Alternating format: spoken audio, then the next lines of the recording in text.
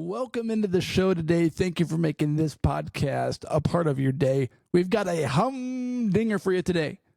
Got a lot of topics to explore, but I must first start here.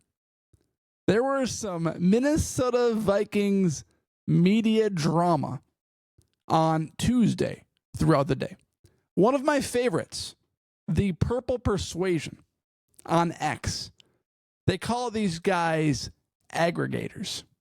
And what aggregators do is they take content from other people, whether it's a snippet of a video, whether it's something that they said and they post it to their account, and it becomes a news story, basically. They said, oh, Ben Gessling of the Star Tribune reported this. They post it to their account.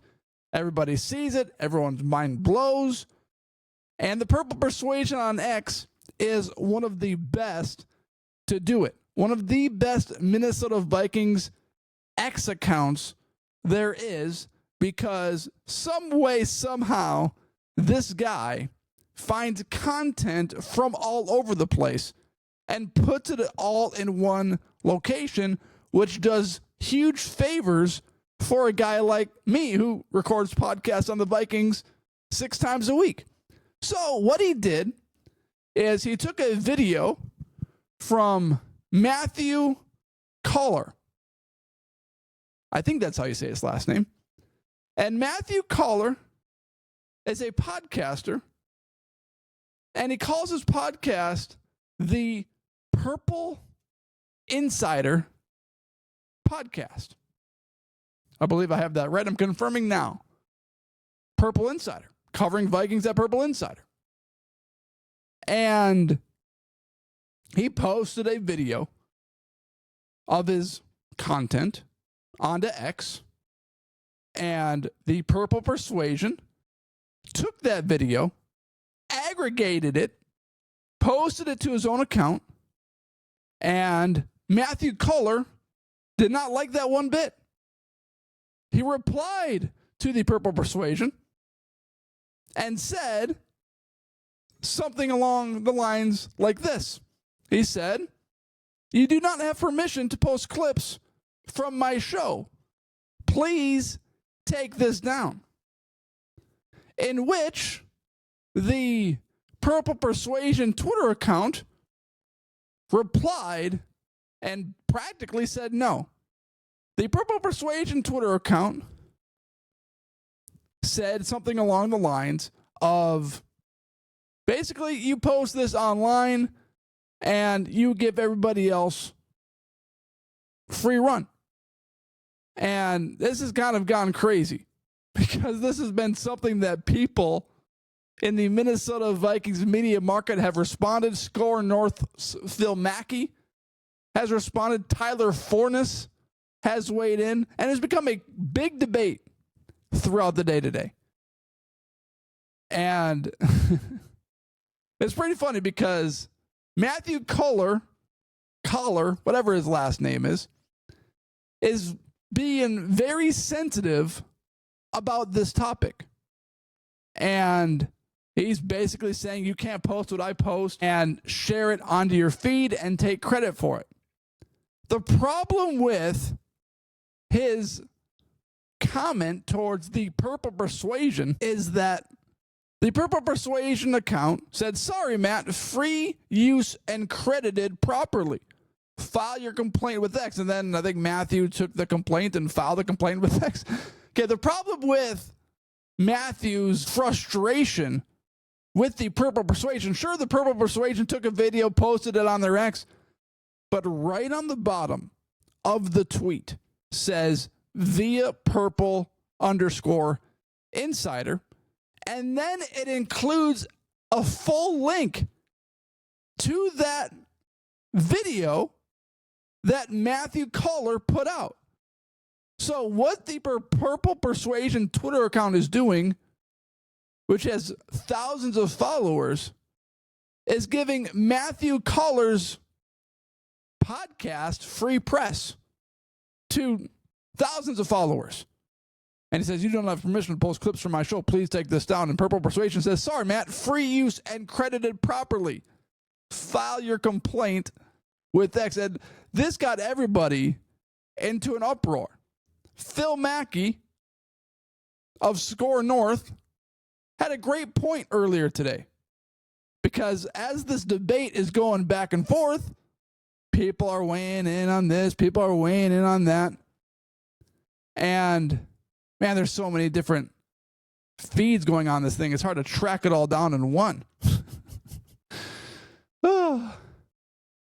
Wow. Phil Mackey says, I respectfully 100% disagree here.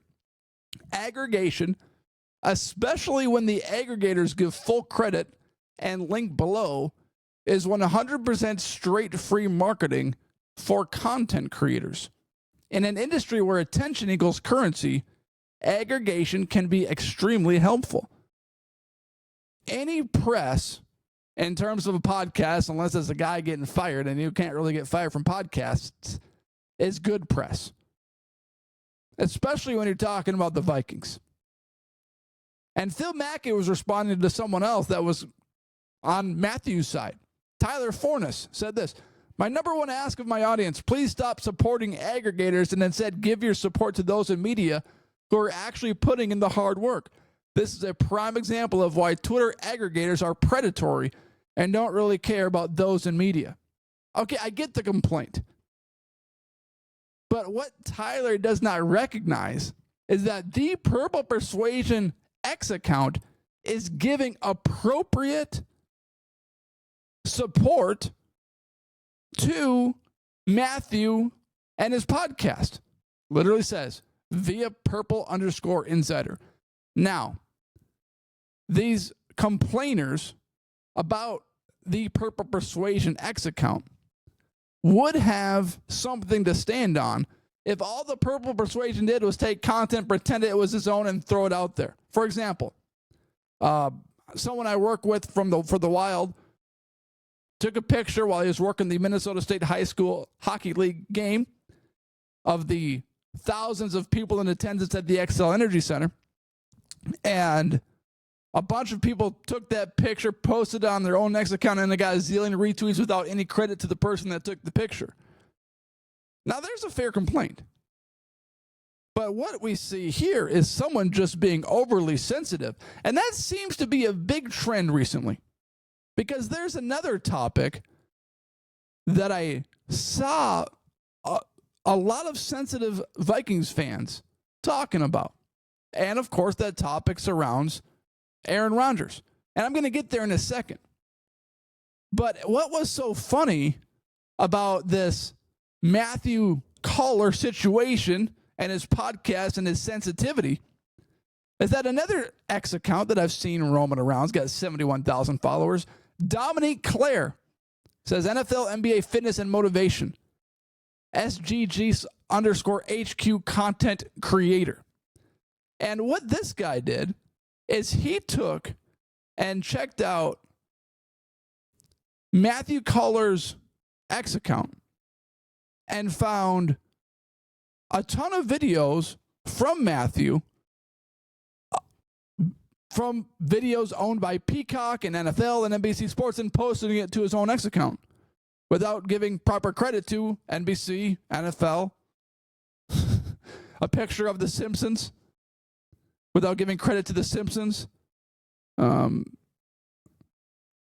January 8, 2025, Matthew uploaded an alternate image owned by NBC Sports. The image uses two separate screenshots from the 2024 Olympics. It was used to promote his podcast. Did he give him permission to alter and use these two images to promote his podcast? It's funny because it points out the hypocrisy in Matthew's sensitivity. What's he doing here? The Purple Persuasion is appropriately giving credit to him and his podcast and giving it free press, and it doesn't make him look bad whatsoever. And he said, you don't have permission to use this. Man, I'm sensitive. What's going on here? But as far as the Aaron Rodgers sensitivity goes, here's where I see a lot of other sensitivity among the Minnesota Vikings fan base. And I just saw a take this morning that said the exact same thing. And the take is something like this.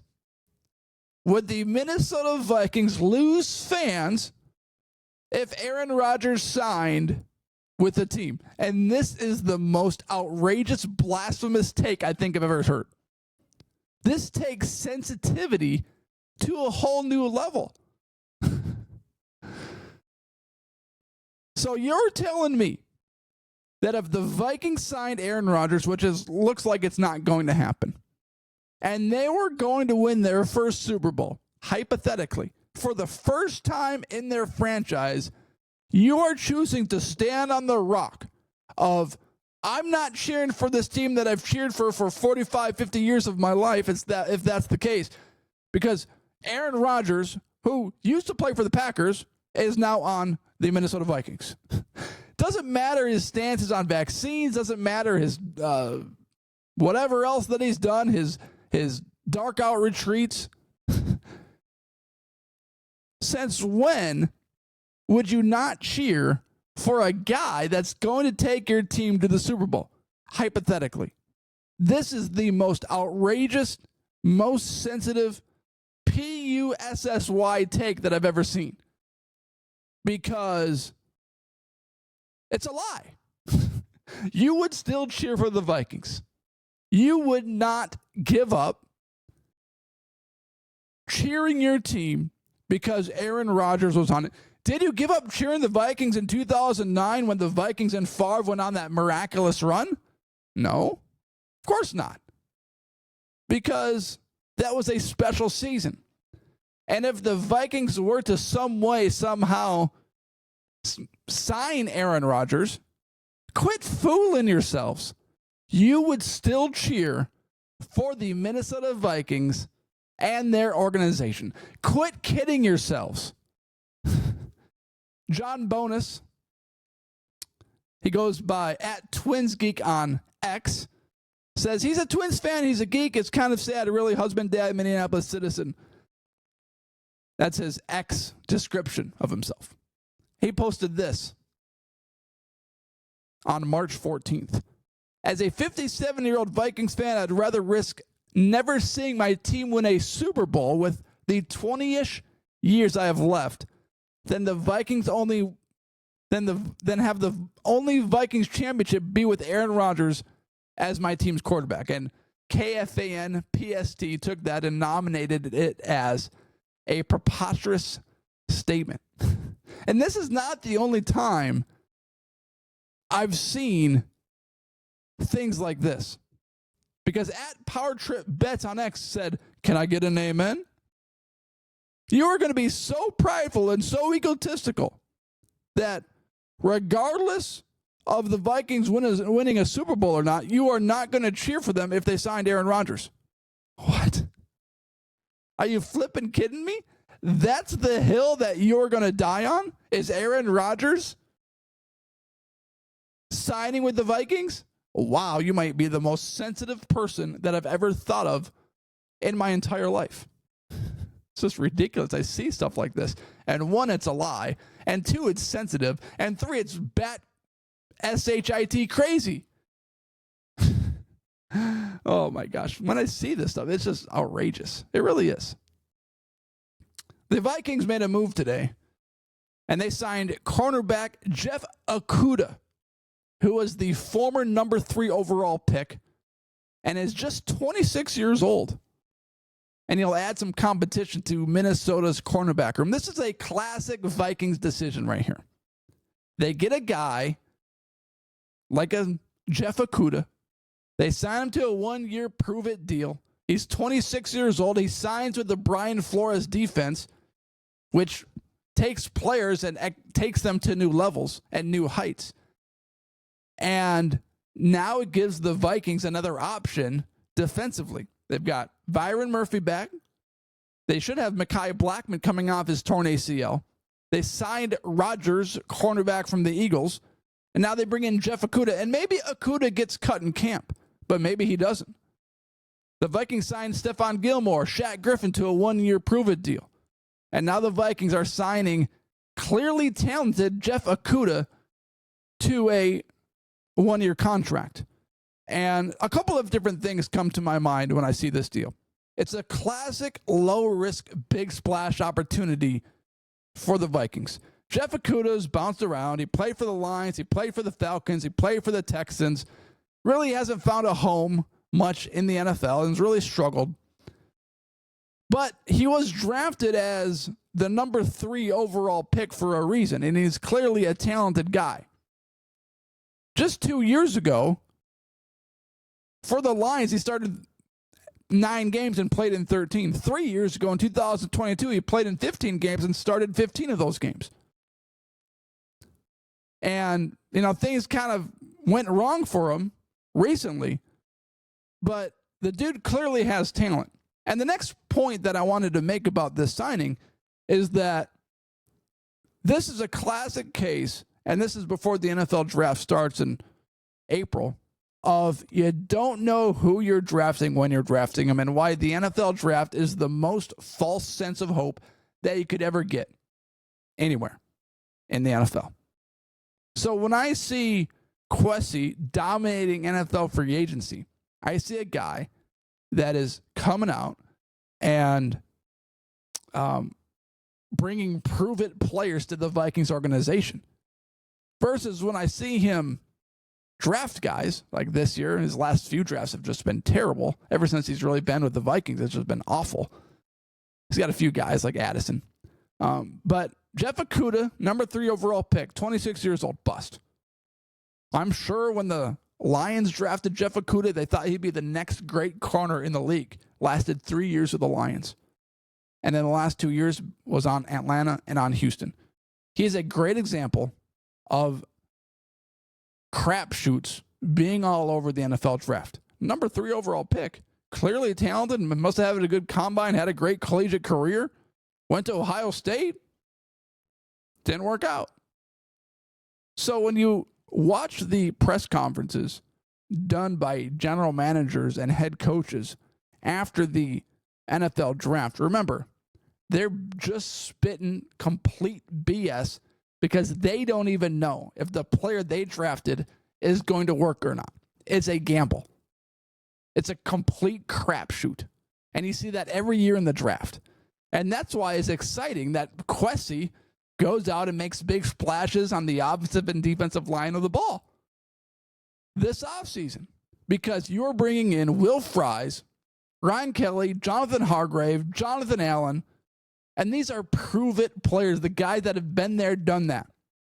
The worst thing the Vikings could do is accumulate like a bunch of first-round picks, second-round picks, going into this draft and say, you know what, we're grabbing this defensive tackle and this offensive lineman, and they're going to work, when you really have no idea. I mean, how many players really pan out as first-round picks? 30 to 40%, if that, in the NFL? So I love the Vikings strategy of going big or going home. They eventually need to hit some draft picks because you need some guys on rookie contracts that can come in and play. But as of right now, they don't need that yet. So their strategy is to go out and get the big boys in free agency. And that's really been their strategy for the last few years. Get on a rookie quarterback contract, get rid of anyone on a big contract in your quarterback room, and make it work. And that's what we're seeing. So we'll see what happens with Jeff Okudah, but that's what stands out to me. A low-risk, high-reward decision on a hungry 26-year-old guy that's really only played 5 seasons in the NFL and has bounced around a little bit. So we'll see if it works, and we'll see if it pans out. Exciting show today. Thank you for watching, and thank you for making this podcast a part of your day. Hit that subscribe button wherever you follow. And don't feel free to aggregate this content while you're at it. I won't be upset, and I won't be sensitive. Thank you for watching.